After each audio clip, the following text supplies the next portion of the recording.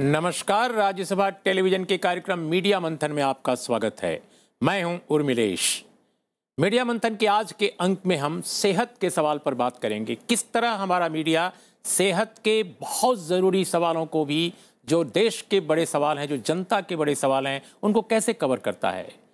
क्या ये बड़ा मुद्दा या बड़ी कहानी नहीं कि गंभीर रूप से बीमारों के अलावा भी हमारे देश की बड़ी आबादी बीमार सी रहती है।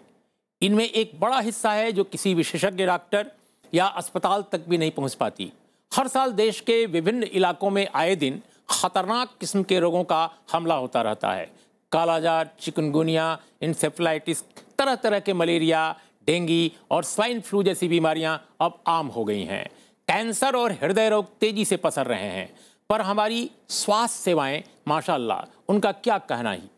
बामुश्किल हमारे यहाँ जीडीपी का 1% या उससे थोड़ा सा अधिक लोक स्वास्थ्य पर खर्च होता है, जबकि चीन में 4%, यूरोप के अनेक देशों में 6 से लेकर 11% और अमेरिका में भी 8% से ऊपर ही खर्च हो रहा है।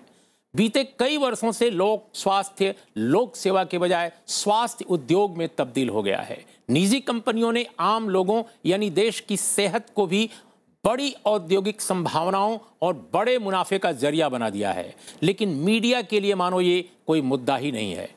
डेंगू या स्वाइन फ्लू का कहर जब राजधानी पर टूटता है तो अखबारों, चैनलों में हाय तौबा मचता है। दिल दहलाने वाली कुछ मार्मिक कथाएं भी सामने आती हैं, लेकिन लोक स्वास्थ्य का सवाल मीडिया के लिए बड़ा मुद्दा नहीं बनता। उससे बड़ा मुद्दा तो दिल्ली के एक विधायक की निजी जिंदगी का विवाद या किसी राधे माँ का नाच गान बन जाता है। फिर गंदगी, बीमारी, प्रदूषण से तबाह हो रहे अपने समाज को सेहतमंद भारत की तरफ ले जाने का जन सरोकार कहां से पैदा होगा और इसके लिए संबद्ध पक्षों पर दबाव कहां से बनेगा। मीडिया मंथन में आज हम लोक स्वास्थ्य और मीडिया से जुड़े इन्हीं कुछ सवालों पर बात करेंगे। हमारे साथ इस चर्चा में भाग लेने के लिए मौजूद हैं 4 वरिष्ठ लोग। हमारे साथ हैं पूर्णिमा जोशी, वरिष्ठ पत्रकार और पॉलिटिकल एडिटर हैं आप हिंदू बिजनेस लाइन की। हमारे साथ हैं Abhishek Shankar, All India Institute of Medical Sciences में कैंसर स्पेशलिस्ट हैं। हमारे साथ हैं ऋचा सिंह, जो एग्जीक्यूटिव डायरेक्टर हैं Centre for Democracy and Social Action की, और साथ में हमारे साथ हैं जाने माने चिकित्सक, अपोलो इंस्टीट्यूट से जुड़े हुए, अपोलो अस्पताल से जुड़े हुए। हम आप चारों लोगों का आज की चर्चा में स्वागत करते हैं। शुरुआत हम पूर्णिमा आपसे करते हैं। अभी आपने देखा जब से डेंगू का प्रकोप हमारी राजधानी पर टूट पड़ा है और बल्कि देश के अनेक कोनों में, और मैंने तो ये सुना है कि न केवल कई प्रदेशों में बल्कि सुदूर के ऐसे इलाकों में जहां कभी डेंगू या स्वाइन फ्लू नहीं होते थे। मैं सुदूर कह रहा हूं जहां पर्वतीय सुंदर प्राकृतिक स्थल हैं, अरुणाचल जैसे, वहां भी डेंगू पसर गया है। तो जैसे ही ये सब चीज़ें हो रही हैं, अचानक मीडिया में खबरें आने लगी हैं, खासकर टेलीविजन चैनलों में, खासकर प्राइवेट चैनलों में जोरदार कवरेज हो रहा है कि ये हुआ, ऐसा हुआ, ये अफरा तफरी, वो अफरा तफरी। जो बेसिक सवाल इस देश में लोक स्वास्थ्य का है पूर्णिमा, हम ये समझना चाहते हैं कि इसके बावजूद वो बड़ा मुद्दा क्यों नहीं बनता। देखिए, मीडिया का फोकस जो है वो सेंसेशनल एलिमेंट्स में ज़्यादा रहता है। तो डेंगू एंडेमिक हो गया एक तरह से हिंदुस्तान में, जैसे कि बहुत सारी और दूसरी बीमारियां हैं। जैसे जापानीज इंसेफेलाइटिस में हर साल बच्चों की मौत होती है, खासकर पूर्वी उत्तर प्रदेश में। वो तभी मुद्दा बनता है जब मौतें थोड़ी ज़्यादा होने लगती हैं।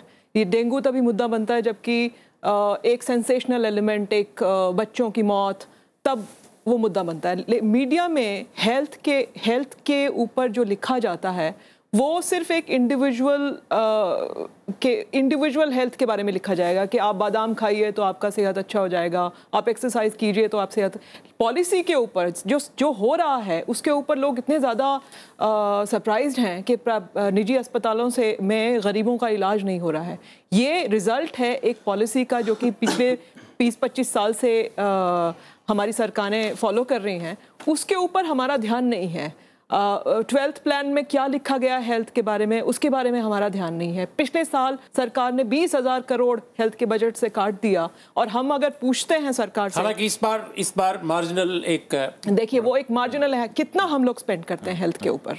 आपको मालूम है कि हिंदुस्तान में जो हेल्थ एक्सपेंडिचर है उसका 60% लोग अपनी जेब से देते हैं, जबकि एक धनाढ्य देश में आप डेनमार्क में जाइए 6% है ये आउट ऑफ पॉकेट एक्सपेंडिचर जो है। गरीब देश में ये कैसे मॉरली डिफेंसिबल है कि गरीब लोग अपनी जेब से पैसा देके और अपना इलाज करवाएं, जो कि स्वास्थ्य एक ऐसी सुविधा है, एक ऐसा क्षेत्र है जहाँ के the best run health systems Urmilesh are the systems that are run by the participation of the state, whether is Cuba, Costa Rica और श्रीलंका और डेनमार्क और स्वीडन। ऋचा, पूर्णिमा ने एक बहुत महत्वपूर्ण बात कही जिससे सोशियोलॉजी ऑफ मेडिसिन जुड़ता है।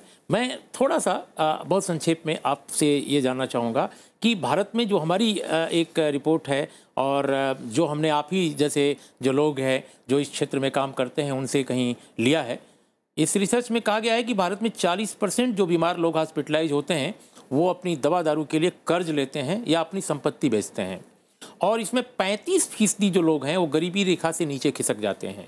हर साल करीब 2.2% लोग बीपीएल के खाने में चले जाते हैं। ये 2009 की एक शोध रिपोर्ट है। हम ये जानना चाहते हैं जो पूर्णिमा कह रही हैं कि अगर बीमारी, अगर चिकित्सा से जुड़ा मसला हमारे देश के पूरे अर्थतंत्र को, समाज शास्त्र को और एक तरह से हमारे पूरी विकास की जो प्रक्रिया है उसको अगर प्रभावित करने वाला है, तो भी सोशियोलॉजिस्ट हों, पॉलिटिकल साइंटिस्ट हों, मीडिया हों, दार्शनिक हों, विचारक हों, आखिर वो क्यों नहीं इस तरह से ध्यान देते कि ये एक बड़ा राष्ट्रव्यापी मुद्दा बने, जैसा यूरोप में हमने देखा 18वीं शताब्दी के उत्तरार्ध और 19वीं शताब्दी के शुरुआत में हेल्थ एक बड़ा मुद्दा बना था। बिल्कुल।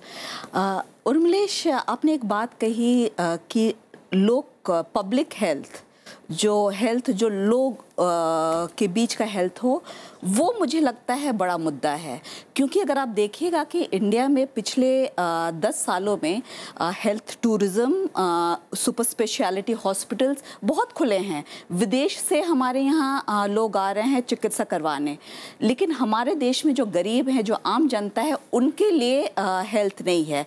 ये तो पहली बात। तो एक तरह का हेल्थ के लिए में काफ़ी प्रोग्रेस हुआ है, काफ़ी सुपर स्पेशलिटी हॉस्पिटल्स खुले हैं, लेकिन जो पब्लिक हेल्थ है वो हम बिल्कुल उसे ख़त्म करते जा रहे हैं। और आज के दिन में जो डेंगू का जो विषय है वो हमें यही दिखाता है कि सिर्फ वो अस्पताल की सवाल नहीं है डेंगू, क्योंकि वो प्रिवेंशन का उसमें एक बहुत बड़ा हिस्सा है।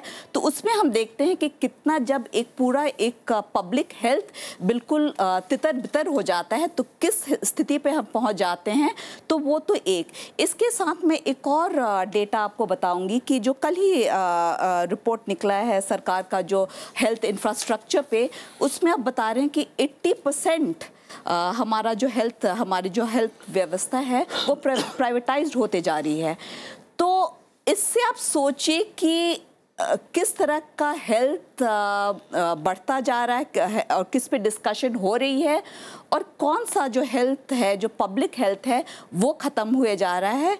तो मुझे लगता है विषय ये है कि पब्लिक हेल्थ बिल्कुल कोलैप्स कर रहा है, और एलीट लोगों के लिए हेल्थ बिल्कुल है इस देश में, बाहर से भी लोग आ रहे हैं इलाज के लिए। डॉक्टर बेदी, जो अभी ऋचा कह रही हैं, हम आपसे ये समझना चाहते हैं कि आपका क्या आकलन है और कैसे आप देखते हैं एक वरिष्ठ चिकित्सक होने के नाते, एक देश के नागरिक होने के नाते, सबसे पहले तो कि ये जो सूरत हाल उभर रहा है लोक स्वास्थ्य का, पब्लिक हेल्थ को लेकर, खासकर हमारे देश में एक टोटलिटी में आप हेल्थ केयर को किस पर्सपेक्टिव में लेते हैं, और मीडिया को जब आप देखते हैं तो आपको क्या महसूस होता है? सबसे पहले अगर हम एक्चुअली 19th सेंचुरी के मिडिल में, मतलब 1850s में जाके पब्लिक हेल्थ यूरोप में मेजर इशू बना था। तो वर्चो, जिसको हम virtually father of modern medicine कहते हैं, उनको एक बार भेजा गया था एक टाइफाइड और रिकेट्सिया की एपिडेमिक को स्टडी करने के लिए। तो 3 साल के बाद उनकी रिपोर्ट थी कि उस रीजन को पॉलिटिकल ऑटोनॉमी दे दें, तब उसका इलाज होगा। तो आपको पहले कारण देखना, अगर एक कमरे में 13 लोग सो रहे थे और उनके बेड क्लोज 3 साल से नहीं धुले थे, तो वहाँ पे रिकेट्सिया और टाइफाइड होगा ही, कोई डॉक्टर उसमें कुछ नहीं कर सकता। तो इस समय जो ये क्राइसिस है वो वाटर और सैनिटेशन का क्राइसिस है, मच्छर और 5 स्टार हॉस्पिटल्स का नहीं है। दूसरा इशू ये है कि प्रायोरिटी कौन सेट करेगा।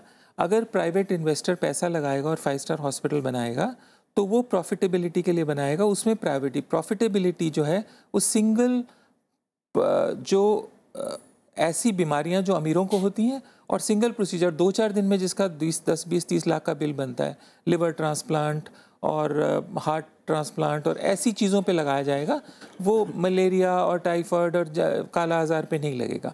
अब पब्लिक हेल्थ जो हम समझते हैं वो एक आम आदमी, अच्छा ये एपिडेमिक्स क्यों मीडिया को फोकस करती हैं? क्योंकि वो पहली बार आम आदमी को लगता है, मतलब पहली बार अमीर आदमी को लगता है कि मच्छर तो मुझे भी काट सकता है, क्योंकि जो एक्चुअली बीमारी जैसे काला आजार या जापानीज बी एनकेफेलाइटिस जो ईस्टर्न यूपी में होती है, उससे बैठे हुए दिल्ली में जो वेल टू डू लोग हैं उनको उससे इतनी थ्रेटन नहीं फील करते ना। इस समय वेदर जो मीडिया में या तो पॉलिटिशियंस आ रहे हैं या जिनको हम मेडिकल पॉलिटिशियंस कहते हैं, जो वेरियस मेडिकल एसोसिएशंस के मतलब प्रेसिडेंट और सेक्रेटरी वगैरह होते हैं, वो दोनों एक ही बात घुमा फिरा के कर रहे हैं कि जैसे कि कोई हॉस्पिटल में एडमिट करके उसको इलाज का इशू है, इलाज का इशू तो है ही। दूसरी बात यह है कि पब्लिक रिस्पॉन्सिबिलिटी जैसे बाकी प्रोफेशनल्स की जितनी है उससे बहुत ज़्यादा मेडिकल प्रोफेशनल्स की होती है, क्योंकि हमने कसम खाई होती है एक सोशल रिस्पॉन्सिबिलिटी निभाने की। कोई मतलब ऑब्लिगेटरी नहीं है जो एथिकल ट्रीटमेंट देना। लेकिन डॉक्टर बेदी जो आपने जो कहा बिल्कुल सही और बहुत ही वो हमारे लिए शिक्षाप्रद है, हमारे दर्शकों के लिए भी। लेकिन मीडिया जिस तरह से इन इश्यूज़ को कवर करता है, क्योंकि रिचा और आप जो कह रहे हैं वो बुनियादी तौर पे यह है कि अगर आप हवा पानी ख़राब रखेंगे, अगर आप गंदगी रखेंगे, अगर नाले खुले हुए हैं, अगर नदियां ख़राब हैं, खान पान प्रदूषित है, अगर सब कुछ गड़बड़ चल रहा है समाज में जिसको लोग कंज्यूम कर रहे हैं, तो आप बीमारियों से लोगों को कैसे बचाएंगे और सेहतमंद कैसे समाज को रखेंगे? तो ये जो बेसिक क्वेश्चंस हैं समाज के, जिस तरह से समाज को ढाला जा रहा है, जिस तरह से औद्योगिकीकरण को देखा जा रहा है और जिस तरह सेहत के सवाल को देखा जा रहा है, ऐसा लगता है सेहत एक अलग चीज़ है और जो समाज है, पर्यावरण जो है और खान पान का जो बाजार है वो अलग चीज़ है। तो इसमें हेल्थ में, पब्लिक हेल्थ में जो फंडिंग आएगी वो स्टेट से आएगी। सो प्रोग्रेसिव गवर्नमेंट्स ने 50 से अपना पल्ला झाड़ा है पब्लिक हेल्थ में, और ये पब्लिक प्राइवेट पार्टनरशिप जैसे कुछ स्लोगन्स देके या प्राइवेट हॉस्पिटल्स में कितने 5 स्टार CT या MRI स्कैन लगे हैं, उससे हमको कुछ संभव नेशनल टेस्टोस्टेरोन इंजेक्शन लगता है। लेकिन आम आदमी की खुराक और उसकी देखभाल कितनी हो रही है ये हम नहीं देखते, और ये सरकार अपना पल्ला झाड़ती है।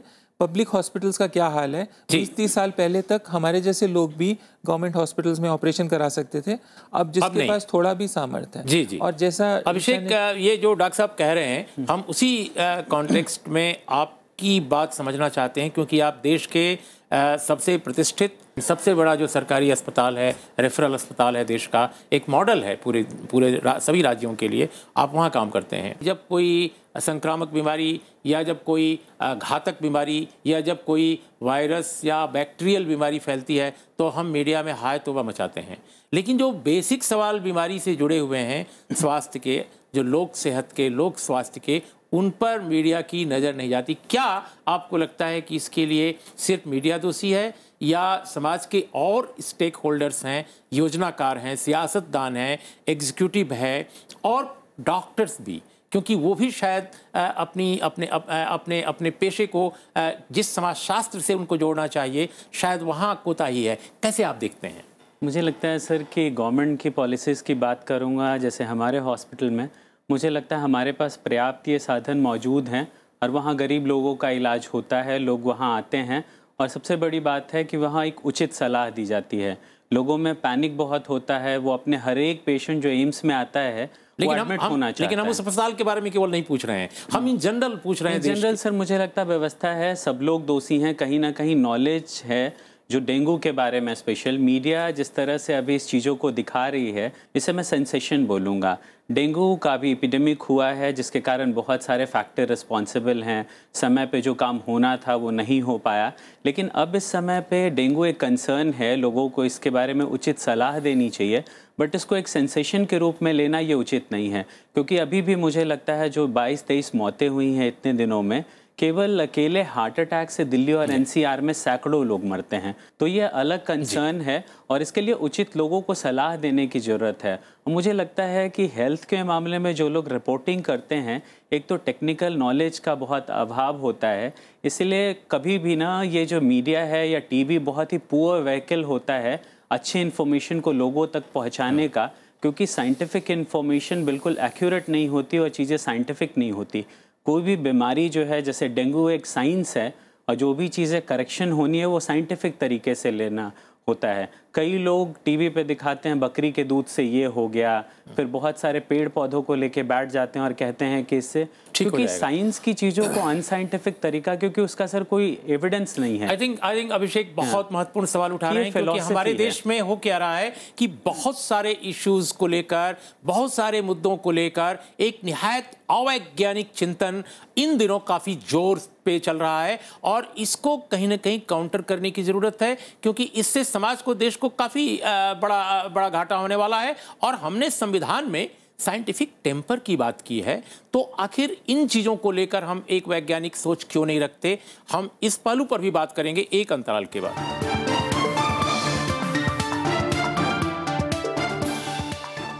अंतराल के बाद मीडिया मंथन की आज की चर्चा में आपका फिर स्वागत है। आज हम बात कर रहे हैं सेहत का सवाल कैसे मीडिया में कवर किया जाता है और होना क्या चाहिए, क्या क्या मुद्दे हैं जो हमसे छूट रहे हैं और कैसे मीडिया को उन पर गौर करना चाहिए। पूर्णिमा, एक बड़ा सवाल तो उठता जरूर है कि हमने जिस तरह हेल्थ केयर का प्राइवेटाइजेशन बढ़ा है अपने देश में, ठीक है, वो मीडिया के वश में नहीं है, लेकिन सवाल इस बात का है कि अगर पीपीपी मॉडल हमने दिल्ली में देखा है, हमने दूसरी जगहों पर भी देखा है, वो भी काफ़ी विफल साबित हो रहा है और पूरे समाज में जो हेल्थ केयर की जनरल प्रॉब्लम है, जो आम समस्या है, वो आम पब्लिक से जुड़ी हुई है। हमारा ये कहना है कि मीडिया इस प्रश्न को हेल्थ केयर के कि कैसे इसका लोक स्वरूप उभरे, कैसे स्टेट फंडिंग और ज़्यादा से ज़्यादा बढ़े, इस पर क्यों नहीं गौर करता? वजह क्या है? देखिए, ये सवाल लार्जर पॉलिटिकल इकोनॉमी के सवाल हैं। मैंने जैसे पहले कहा कि बेस्ट हेल्थ केयर सिस्टम्स जो सारे दुनिया में हैं, वो उसमें स्टेट पार्टिसिपेशन है। हिंदुस्तान एक अनोखा देश है जहाँ पे आप गरीबों की निगलेक्ट कर रहे हैं। गरीब कितना हाईलाइट होता है मीडिया में, वो तो आप देख ही रहे हैं। पॉवर्टी डिजीज़ का ड्राइवर है, गरीबी है एक, उसको आप, ये सारी जो डिजीज़ेज़ हैं ये गरीबी से आती हैं, एक लैक ऑफ रिसोर्सेज से आती हैं, सैनिटेशन का इशू है, हाउसिंग का इशू है। ये सारी चीज़ें जो सोशल डिटर्मिनेंट्स हैं हेल्थ की, उसके बारे में अगर हम जब तक बात नहीं करेंगे, जब तक हम सरकारों को फोर्स नहीं करेंगे कि वो हेल्थ में पैसा थोड़ा ज़्यादा डालें और पब्लिक हेल्थ इंफ्रास्ट्रक्चर को स्ट्रेंथन करें, तब तक तो ये सब होगा ही होगा। डॉक्टर बेदी, आपको क्या लगता है, जो एक पर्सपेक्टिव के स्तर पर हम देखते हैं, ये सही है कि ये काम अस्पताल या डॉक्टर नहीं कर सकते, जैसा आपने पहले भी कहा, लेकिन जो मीडिया या जो विचारक हैं, जो समाज में नए चिंतन, नए विचारों के वाहक हैं, वहाँ कोई चूक हो रही है? आखिर क्या वजह है कि इतनी सारी समस्याएं अपने देश में, हम कहते हैं कि हम इसको नई सदी में ले जाना है और बड़े इस नई सदी में हम और अच्छा इसको विकास का मॉडल देंगे, लेकिन जब इतनी गरीबी है, इतनी दरिद्रता है और इतनी बीमारियां हैं, कैसे करेंगे आप? हाँ, मुझे लगता है कि हेल्थ हमारे देश में कभी भी वोट फेचिंग इशू नहीं रहा। जैसे यूके में या और देशों में सरकारें गिर जाती हैं नेशनल हेल्थ की फंडिंग से, यहाँ इस देश में तो कोई वोट का इशू नहीं है, इसलिए सरकार के लिए कभी भी प्रायोरिटी नहीं रही। और जो गरीब आदमी है, जो लार्ज नंबर, तो पॉलिटिकल स्लोगन्स, अच्छे दिन या कोई बुलेट ट्रेन पे तो वोट मिलती है, लेकिन डेंगू हटाने के लिए वोट नहीं मिलती। आई थिंक वो मुद्दा वो चेंज करना पड़ेगा हमको, पॉलिटिकल डायलॉग, और वो थिंकर्स, फिलोसफर्स ही करेंगे।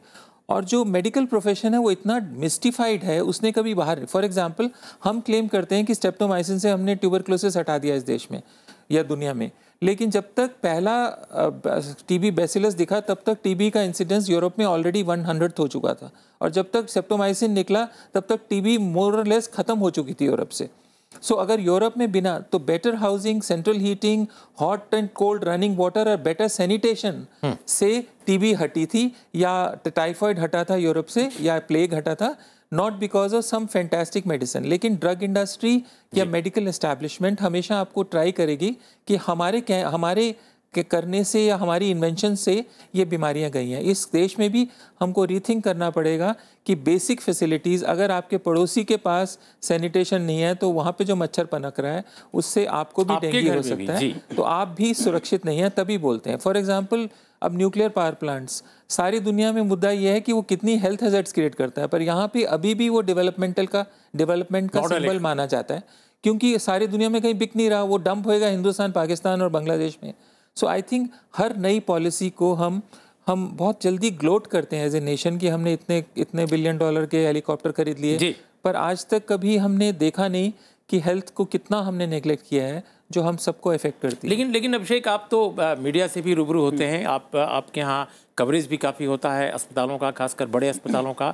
जो हमारे मीडिया में एक आप देखते हैं कि जो प्राइवेटाइजेशन है मेडिकल क्षेत्र का, इसके प्रति एक यूं कहा जाए कहीं से भी कोई क्रिटिकल व्यू नहीं है। मैं ये नहीं कह रहा हूँ कि निजीकरण हर क्षेत्र में गलत है, बिल्कुल नहीं, लेकिन प्राइवेट सेक्टर का ये फैलता हुआ जो रूप है हेल्थ केयर में, और पब्लिक हेल्थ जो सिकुड़ रहा है, उसका जो दायरा सिकुड़ रहा है। आप प्राथमिक स्वास्थ्य केंद्रों की हालत देखिए, आप रेफरल अस्पतालों की हालत देखिए, खासकर ग्रामीण क्षेत्रों में या कस्बाई या अर्ध शहरी क्षेत्रों में, ताजुब करेंगे। तो ये जो पहलू है, क्या मीडिया और प्राइवेटाइजेशन के बीच कोई रिश्ता है, आपको नज़र आता है क्या, या इसके पीछे कोई कहानी है?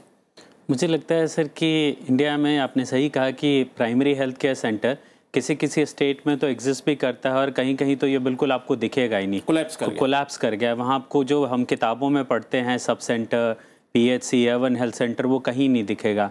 मीडिया का रोल है इसमें, क्योंकि वो चीज़ों को हाईलाइट नहीं करते हैं। मैं जब अभी कुछ प्रोग्राम के लिए मैंने पता किया, तो मुझे लगता है ऐसे बहुत कम चैनल हैं जहाँ पे हेल्थ एडिटर करके कोई पोस्ट है। They have political editor, they have all kind of editor, but health editor hardly किसी चैनल में है। तो मुझे बहुत ताज्जुब हुआ कि हेल्थ शायद हम लोग सबकी ज़िंदगी से जुड़ा है, और आपने जैसे पहले ही कहा कि कहीं ना कहीं हमारी फैमिली में किसी भी तरीके से आधे से ज़्यादा लोग बीमार रहते हैं। तो मुझे लगता है कि इस पे एक बहुत मंथन की ज़रूरत है कि एवरी चैनल जो है इंडिया के, उनको हेल्थ एडिटर रखना अनिवार्य हो। शायद ये दिशा में बहुत अच्छा कदम होगा। और मैं उनके लिए एक और चीज़ कहूँगा कि वो लोग रेयर जो एविडेंस है उसको कोट करने की बजाय स्टैटिस्टिकल एविडेंस करें। एक किसी पर्सनल बेसिस एक्सपर्ट कमेंट की बजाय वो एविडेंस को देखें और पब्लिकेशन को देखें, और कंट्रोवर्सी की जगह कंसेंसस को देखें। तो ये शायद मुझे लगेगा एक पॉजिटिव जर्नलिज्म। यहाँ पॉजिटिव जर्नलिस्ट हैं जो किसी रिपोर्ट को बहुत अच्छा दिखाते हैं, और हमें लगता है इन्होंने हमारा काम आसान कर दिया और हमारे लेवल का काम दिनों में हमने देखा बहुत सारे अखबारों में, बहुत सारे अखबारों में, की चैनलों में भी, सबने बहुत अच्छा लिखा। लेकिन ऋचा, हम ये समझना चाहते हैं कि क्या जो मीडिया जो एक इन्फ्लुएंस काफ़ी प्रभावित हो जाता है, खासकर वो चमकदार अस्पतालों की बात करता है, खासकर वो स्वास्थ्य क्षेत्र में निजी पूंजी की बात करता है, लेकिन स्टेट फंडिंग बढ़ाने के बारे में, क्योंकि स्टेट के प्रयास के बगैर भारत जैसे देश में गरीबों तक स्वास्थ्य नहीं पहुंच सकता, सेहत के ज़रूरी जो कार्यक्रम है वो नहीं पहुंच सकते, यहाँ मीडिया नहीं पहुंचता। क्या इसमें, क्योंकि बहुत सारे लोग कहते हैं कि जिस तरह शिक्षा में और सेहत में, स्वास्थ्य में प्राइवेटाइजेशन बढ़ा है, क्या इसका कोई रिश्ता बनता है? ये इसके बारे में मैं उतना श्योर नहीं हूँ कि विज्ञापन से कोई रिश्ता है कि नहीं, लेकिन मुझे लगता है एक तो, क्योंकि मैं कई ज़मीनी तौर पे काम करती हूँ, तो मुझे लगता है एक तो गरीबों में एजुकेशन को लेके एस्पिरेशन बढ़ा है, उसकी वो डिमांड करते हैं, तो उस पर सरकार अब थोड़ी सुनने लगी है। हेल्थ को लेके क्योंकि गरीबों में अभी उस तरह का मोबिलाइजेशन नहीं है, तो फिर वो बात नहीं निकल के आती, तो वो आगे भी नहीं जाती। दूसरा, मुझे लगता है कि जब भी मीडिया बात करता है, एक कोई जैसे डेंगू फैला तो सिर्फ उसके बारे में बात करता है। मुझे लगता है जो उससे थोड़ी उठ के बात देखने की है कि दिल्ली जैसे शहर में, जैसे कि कंस्ट्रक्शन साइट्स जो हैं उन पे कोई कंट्रोल नहीं है, MCD के पास कोई पावर नहीं है कि वहाँ पे जो पानी ठहरा हुआ है जो बम्बई में है कि उसे वो रोक लगा सकें, और वहाँ पे जो सारे वर्कर्स हैं वो बहुत अफेक्टेड है डेंगू से। तो ये जो पूरी कंस्ट्रक्शन की जो इंडस्ट्री है, जिस तरह से हेल्थ मिनिस्टर कह रहे हैं कि हेल्थ वर्कर्स जाके डोर टू डोर कैंपेनिंग करेंगे, वो ये भी नहीं देख रहे हैं कि आज के दिन में कोई हेल्थ वर्कर MCD में है ही नहीं, सारे आउटसोर्स्ड हैं। तो पूरी जो व्यवस्था है वो सारी आउटसोर्स हो चुकी है। तो मीडिया बस एक ऊपर का जो टिप है कि आज डेंगू फैला, 2 लोग की 2 बच्चों की डेथ हो गई, तो उस पर फिर वो लिखते हैं, लेकिन जो पूरी जो हेल्थ व्यवस्था की जो पूरी जो चित्र है वो नहीं, उस पर नहीं जाते हैं। जी पूर्णिमा, बिल्कुल अंत में है, समय हमारा खत्म हो चला है। ये जो शिक्षा या स्वास्थ्य जैसे क्षेत्र, जरूरी क्षेत्र जो देश के हैं, जो इस देश को वाकई बिल्ड करेंगे, निर्माण, हम भारत निर्माण की बात करते हैं, लेकिन दोनों में जो एक उदासीनता है मीडिया की, तो क्या इसमें लगता है आपको और भी कोई कारण है इसका? मीडिया के अर्थतंत्र से भी कोई रिश्ता जुड़ता है? जी, मुझे तो लगता है जुड़ता है ज़रूर, क्योंकि हाँ, पिछले 20 सालों की जो हमारी माइंडसेट है वो ये है कि जो कुछ प्राइवेट है वो अच्छा है, जो कुछ सरकारी है वो ख़राब है। और मीडिया में तो ये बहुत ही ज़्यादा है, क्योंकि मीडिया ज़्यादातर प्राइवेट कॉर्पोरेट सेक्टर में ऑपरेट करता है। मीडिया का रेवेन्यू का भी रिश्ता है। रेवेन्यू का देखिए, रेवेन्यू का मैं इतना डायरेक्ट, जैसे आप कह रहे हैं कि एडवर्टाइजिंग से ये, मैं इतना डायरेक्ट जैसे रिपोर्टर के ऊपर उसका कोई ख़ास फ़र्क नहीं पड़ता, वो मैनेजमेंट का वो है। लेकिन मैं एक माइंडसेट की आपको बात बता रही हूँ कि जो कुछ सरकारी है वो ख़राब है। तो और इतना भी हम ये माइंडसेट, ये जो आप कह रही हैं बहुत महत्वपूर्ण बात कह रही हैं, ये माइंडसेट अगर एक रिपोर्टर का, जो जाहिर है अर्थतंत्र का बहुत बड़ा विशेषज्ञ नहीं है, आम रिपोर्टर, उसका अगर माइंडसेट बना है तो ये कहाँ से बना है? मीडिया में, न्यूज रूम में ये जो चेतना है, ये जो सोच है, वो कहाँ से आई है? जी देखिए, ये क्या इसमें प्रबंधन का रोल नहीं है? नहीं, प्रबंधन की बात देखिए, पिछले 20-25 साल से मीडिया की आप ग्रोथ देखिए, ग्लोबलाइजेशन, लिबरलाइजेशन, इसका हम लोग जो मिडिल क्लास में जो एस्पिरेशन आई है, उसके ऊपर इम्पैक्ट है। डॉक्टर बेदी, मैं इस पहलू पर बिल्कुल, हालांकि आप डॉक्टर हैं, लेकिन मैं जानता हूं कि आप इस विषय पर जरूर सोचते हैं, इस समाजशास्त्र पर, कि क्या मीडिया और जो निजी पूंजी का मामला है, इसको कैसे आप देखते हैं? बिल्कुल क्लियर है, जो हेल्थ सेक्टर है इसमें बहुत सारे लोग इन्वॉल्व हैं, सिर्फ कॉर्पोरेट हॉस्पिटल नहीं, कॉर्पोरेट लैब्स हैं, हर आदमी अपना सुबह शाम कोलेस्ट्रॉल ही कराता रहता है। उसके बाद कॉर्पोरेट, फिर बहुत बड़ी फार्मा इंडस्ट्री है, फिर मेडिकल इक्विपमेंट इंडस्ट्री है, उसकी इंपोर्ट इंडस्ट्री है, एक्सपोर्ट है। उसके बाद मेडिकल टूरिज्म है, जो इतना रिडिकुलस लगता है कि आपके शहर में लाखों बच्चों को खाना नहीं मिल रहा और कहीं से इथोपिया से लाके आप किसी एक बच्चे का इलाज कर रहे हैं, उसको टेलीविजन में दिखा रहे हैं। दूसरा, मैं दावे के साथ कह सकता हूँ कि मीडिया में बहुत high level of corporate hospital की पेड न्यूज़ होती है, इंडियाज़ बेस्ट, फर्स्ट केस, ये फर्स्ट हमने ये कर दिया, वो कर दिया, ये सब paid, properly paid sponsored features होते हैं जो मीडिया बहुत हाईलाइट करता है। लेकिन एक बात जो सबसे ज़्यादा इम्पॉर्टेंट है, सारी दुनिया में मीडिया वही रिपोर्ट कर सकता है जो मेडिकल जर्नल्स में पीयर ग्रुप में छप चुका है। जैसे कि मैंने अपनी कोई बहुत ही ज़बरदस्त रिसर्च करी है, तो पहले मैं उसे लैंसेट में या किसी जर्नल में छापूंगा, और टाइम्स ऑफ इंडिया लैंसेट को कोट कर सकता है। टाइम्स ऑफ इंडिया खुद नहीं कह सकती कि डॉक्टर बेदी हिंदुस्तान के सबसे बड़े डॉक्टर हैं, उन्होंने एक बड़ा कोई भयंकर तीर मार लिया। हमारा वक्त खत्म हो चला है, काश हम और बात करते, लेकिन आप चारों मेहमानों का बहुत बहुत धन्यवाद। और जो आप लोगों ने बात कही बहुत महत्वपूर्ण है हमारे लिए। जब हम यूरोप जाते हैं तो उसकी सफाई, सुंदरता और शालीन भव्यता देखकर मन मुग्ध हो जाता है, पर वहाँ ये सब हमेशा से नहीं है। यूरोप के ज़्यादातर मुल्कों में 19वीं सदी में लोक स्वास्थ्य के क्षेत्र में अभूतपूर्व काम हुए। आम लोगों के लिए अच्छे हवादार घरों, पीने के शुद्ध जल, प्रदूषण रहित खान पान और बेहतर हवा पानी, पर्यावरण पर जोर दिया गया। ये काम वहाँ की सरकारों ने किया, लेकिन इसमें यूरोप के विचारकों, समाजशास्त्रियों, लेखकों, पत्रकारों, ब्रॉडकास्टर्स का कम योगदान नहीं था। उन्होंने इस तरह के कार्यक्रमों को वरीयता देने के लिए समाज और शासन के बीच मानस बनाया। वरना एक समय लंदन, पेरिस और स्टॉकहोम जैसे शहर प्लेग जैसे रोगों के घातक केंद्र होते थे। मेरे कहने का मतलब ये कि यूरोप और उसकी सुंदरता, भव्यता में शासकीय एजेंसियों के अलावा जन जागरण और लोक विमर्श का अहम योगदान था। लेकिन आज़ादी के 68 साल बाद भी हम सेहतमंद, साफ, सुंदर, स्वच्छ भारत का निर्माण क्यों नहीं कर पाए? यही प्रश्न सबसे महत्वपूर्ण है। और मैं समझता हूं कि अगर हमारी सरकारें, हमारा समाज, हमारा मीडिया इसको तवज्जो दे, सेहत के सवाल को, तो शायद भारत निर्माण की प्रक्रिया को मजबूती मिलेगी। बहुत बहुत धन्यवाद आप चारों लोगों का।